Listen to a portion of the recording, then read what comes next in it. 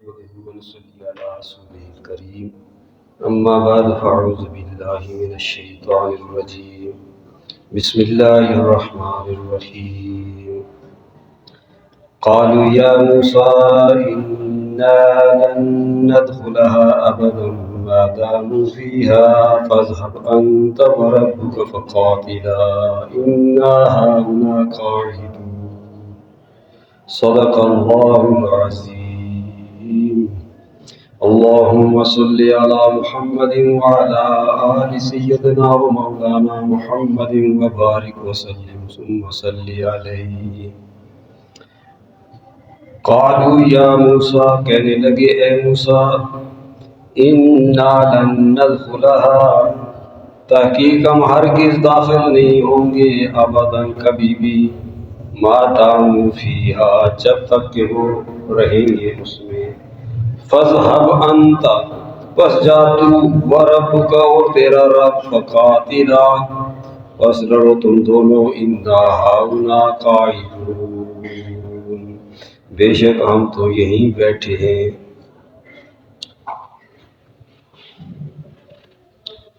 گزشتہ درس میں نے عرض کیا تھا کہ یہ جو بنی اسرائیل نے موسیٰ علیہ السلام سے کہا تھا کہ فاذهب انت وربک فقاتلا انا ہاہنا قاعدون، تو یہ بعض والوں کے لیے ایک ضرب المثل بن گیا۔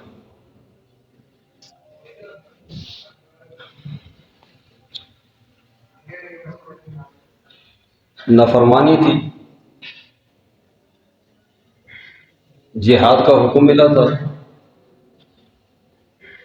بزدلی دکھائی، جہاد کے لیے نہیں نکلی، بلکہ پہلے تو یوں کہنے لگے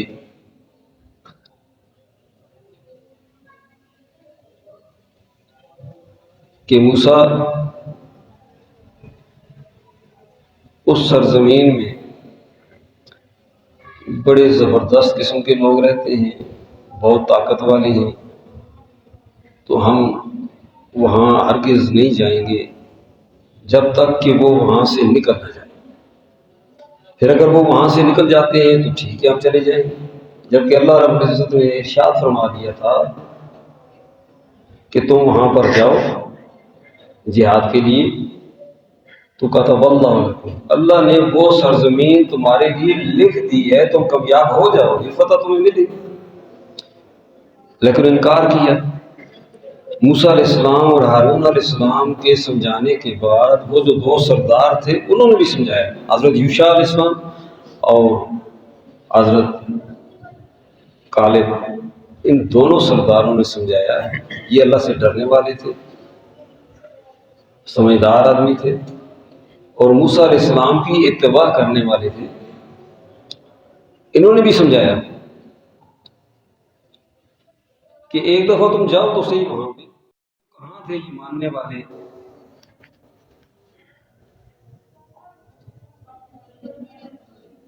باقی کسی کی بات کو کیسے وہ مان لیتے؟ انکار کیا، اور انکار بھی ایسا کیا کہ ایک مذاق بھی ہے، ٹھٹھا ہے کہ فاذهب انت وربک، موسیٰ تو جا اور تیرا رب جائے اور جا کر لڑو، ہم تو یہاں بیٹھے ہیں، ہم تو نہیں جائیں گے۔ تو میں نے گزشتہ درس میں اشارتاً غزوہ بدر کے بارے میں اشارہ کیا تھا کہ ایک طرف موسیٰ علیہ السلام کے اصحاب ہیں کہ سوائے دو کے باقی سب نے انکار کر دیا جہاد سے، اور دوسری طرف نبی اکرم صلی اللہ علیہ وسلم کے اصحاب ہیں کہ جب رسول اللہ صلی اللہ علیہ وسلم نے ان سے پوچھا تو انہوں نے اپنا تن من دھن آپ کے سپرد کر دیا اور کہنے لگے کہ آپ اگر ہمیں کہیں کہ سمندر میں کود پڑو تو ہم کود پڑیں گے، ہم ہر حال میں آپ کے دائیں سے بائیں سے آگے سے پیچھے سے ہر طرف سے آپ کی حفاظت کریں گے، ہم پیچھے نہیں ہٹیں گے۔ اور ہم اس طرح نہیں کہیں گے جس طرح بنی اسرائیل نے موسیٰ علیہ السلام سے کہا تھا، ہم آپ سے اس طرح نہیں کہیں گے کہ جا تو لاڑ اور تیرا لاڑ لڑے، یعنی ایسا ضرب مثل مان گے۔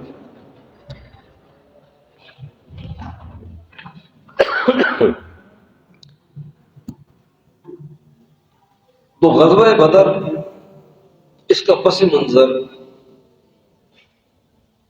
اس طرح ہے کہ سفیان اپنا تجارتی قافلہ لے کر شام سے مکہ جا رہا تھا، تو رسول اللہ صلی اللہ علیہ وسلم اپنے اصحاب کو لے کر نکلے تاکہ اس قافلے کو روکا جائے اور اس کو لوٹا جائے، اس لیے کہ وہی مال مسلمانوں کے خلاف استعمال ہونا تھا، وہ تجارتی مال جو تھا اس سے مسلمانوں کے خلاف ہی انہوں نے جنگ کرنی تھی اور نقصان ہونا تھا، اس لیے مسلمان نکلے تھے کہ تاکہ اس قافلے کو رستے میں ہی روک دیا جائے۔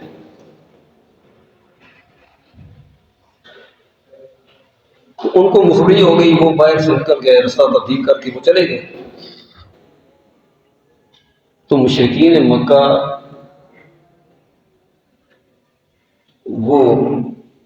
جنگ پر آمادہ ہوئے اور وہ مدینے کی طرف پیش قدمی کر کے 1000 کا لشکر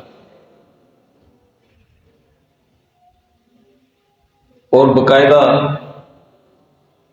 ہر قسم کے اسلحہ سے لیس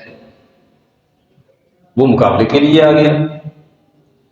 اب یہ تو ایک قافلے کو تجارتی قافلے کو روکنے کے لیے نکلے تھے، یہ کسی جنگ کے لیے تو نہیں نکلے تھے، اس لیے ان کے پاس بندے بھی تھوڑے تھے، تو جو تھے ان کے پاس بھی نہ سواریاں تھیں نہ ہی اسلحہ تھا۔ مختصر یہ کہ رسول اللہ صلی اللہ علیہ وسلم نے مشورہ دیا۔ حضرت سیدنا صدیق اکبر رضی اللہ تعالی عنہ نے وہاں پر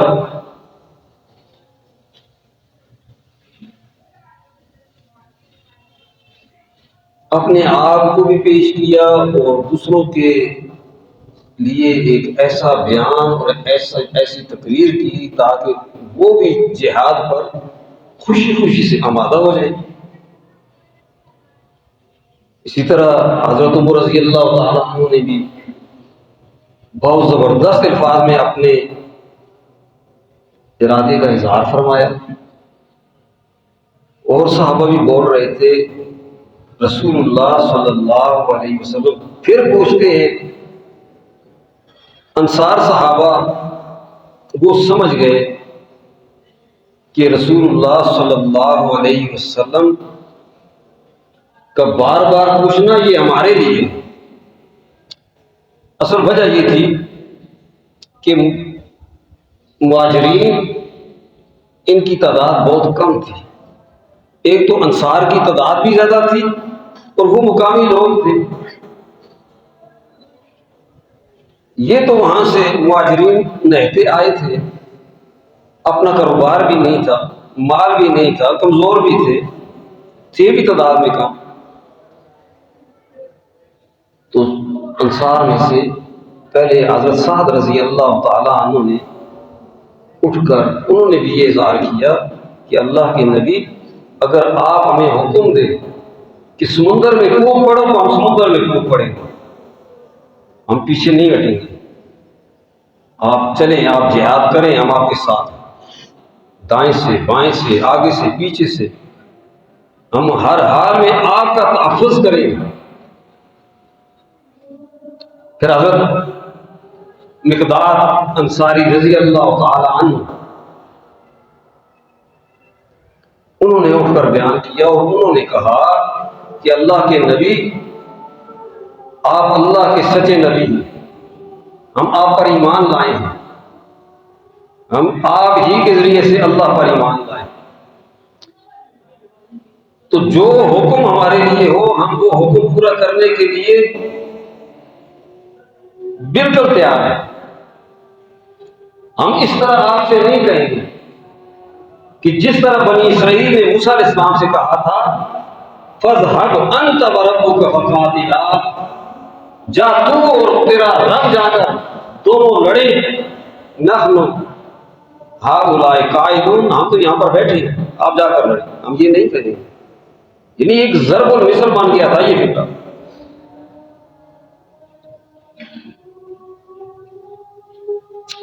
کہ فَاذْهَبْ أَنْتَ وَرَبُّكَ فَقَاتِلَا إِنَّا هَؤُلَاء قَاعِدُونَ،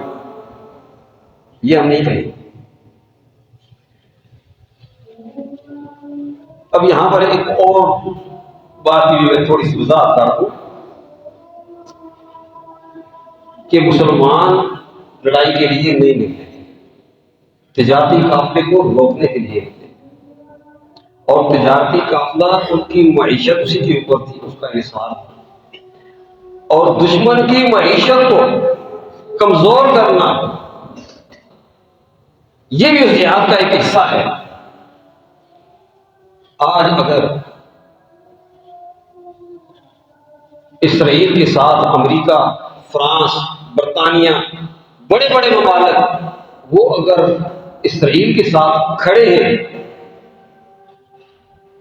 اس کی معیشت کو وہ مضبوط بنا رہے ہیں، اور مسلمان اگر اور کچھ نہیں کر سکتا تو اتنا تو کر سکتا ہے کہ جن چیزوں سے اس کی معیشت مضبوط ہو رہی ہے ان کا بائیکاٹ کر دیں۔ اگر Coca Cola, seven up, Miranda اور یہ مشروبات اگر نہیں پیے گا تو کیا یہ مر جائے گا؟ آپ کو پتا ہے یہ پیپسی یونی کی پروڈکٹ ہے، اور پیپسی سے کیا بنتا ہے؟ پے ایوری پینی ٹو سیو اسرائیل، کہ اسرائیل کے تحفظ کے لیے ایک ایک پائی جمع کرا۔ اس سے جو کچھ بھی ہم پیپسی ہم اگر لیتے ہیں تو اس کا 10% جو ہے وہ اس سے گولی خریدی جاتی ہے اس کے منافع سے، اور وہ گولی ہمارے مسلمان عورتوں اور بچوں کے سینے میں سے گزرتی ہے۔ تو کون ذریعہ بنا؟ خود ہم بنے، وہ پیپسی پی کر، وہ سیون اپ پی کر، وہ سپرائٹ پی کر، وہ مرینڈا پی کر ہم یہاں پر خوشیاں منائیں گے کہ ہم یہ مشروبات پی رہے ہیں، اور وہ اپنے ہاتھوں سے اپنے جیب سے پیسے نکال کر ان کو دیتے ہیں یہ گولی خریدو اور ہمارے مسلمانوں کو مرو۔ اتنی بھی ہماری غیرت نہیں کام کرتی۔ یہ واقعہ میں نے بتایا اس لیے ہے کہ یہ جواز ہے ہمارے لیے کہ رسول اللہ صلی اللہ علیہ وسلم اپنے صحابہ کو لے کر ان کی معیشت کو کمزور کرنے کے لیے نکلے تھے، اس قافلے کو روکنے کے لیے نکلے تھے، تاکہ اس سے مسلمانوں کے خلاف یہ اسلحہ نہ خرید سکے، مسلمانوں کے خلاف جنگ نہ کر سکے۔ پھر ہمارے نوجوان وہ ٹوپی پہنیں گے تو اس پر بھی NIKE لکھا ہوگا، نائکے، جوتے پہنیں گے اس پر بھی لکھا ہوگا، سویٹر پہنیں گے اس پر بھی لکھا ہوگا، اور خوشی خوشی سب اس کو لے کر پھرتے ہیں۔ آپ کو پتا ہے کہ اسے کیا وہ مطلب لیتے ہیں؟ نو اسلامک کنگڈم آن دا ارتھ، وہ کہتے ہیں ہم پورے دنیا میں اسلامی مملکت اور اسلامی حکومتیں جتنی بھی ہیں ہم ان کو ختم کریں گے، اس کا یہ مطلب ہے۔ اور ہم خود ان کے ایڈورٹائزمنٹ کرتے ہیں، خود لے کر پھرتے ہیں۔ بھئی یہ ملٹی نیشنل کمپنیوں کی اگر یہ چیزیں نہ استعمال کریں تو کیا فرق پڑے گا؟ کوئی فرق نہیں پڑتا۔ اس کے مقابلے میں اپنی مصنوعات کو استعمال کریں اگر کرنا ہی ہے، ورنہ یہ جو چیزیں ہیں کوکا کولا، یہ پیپسی، یہ چیزیں یہ اگر نہ استعمال کریں تو اسے کوئی آفت نہیں آ جائے گی۔ تو اس لیے گزارش یہ ہے کہ اپنے مسلمان بھائیوں کے ساتھ کہ اس وقت فلسطین میں وہ پکار کر کہہ رہے ہیں مدد کے لیے، عورتیں بھی، بچے بھی، وَمَا لَكُمْ لَا تُقَاتِلُونَ فِي سَبِيلِ اللَّهِ وَالْمُسْتَضْعَفِينَ مِنَ الرِّجَالِ وَالنِّسَاءِ وَالْوِلْدَانِ الَّذِينَ يَقُولُونَ، وہ تو پکار کے کہتے ہیں رَبَّنَا أَخْرِجْنَا مِنْ هَذِهِ الْقَرْيَةِ الظَّالِمِ أَهْلُهَا، یا اللہ ہم اس بستی سے نکال جس کے رہنے والے ظالم ہیں، ہمارے اوپر ظلم ہو رہا ہے، وَاجْعَلْ لَنَا مِن لَّدُنكَ وَلِيًّا وَاجْعَلْ لَنَا مِن لَّدُنكَ نَصِيرًا، اپنی طرح سے ہمارا کوئی حمایتی بھی، مددگار بھی۔ وہ تو پکار کر گئے ہیں، لیکن ہم ان کے ساتھ کیا تعاون کرتے ہیں؟ اللہ پاک ہمیں سمجھ عطا فرمائے۔ وآخر دعوانا الحمد للہ رب العالمین۔ اللهم آنس وحشتنا في قبورنا، اللهم ارحمنا بالقرآن العظيم، وصلى الله تعالى على خير خلقه محمد وعلى آله وأصحابه أجمعين، آمين برحمتك۔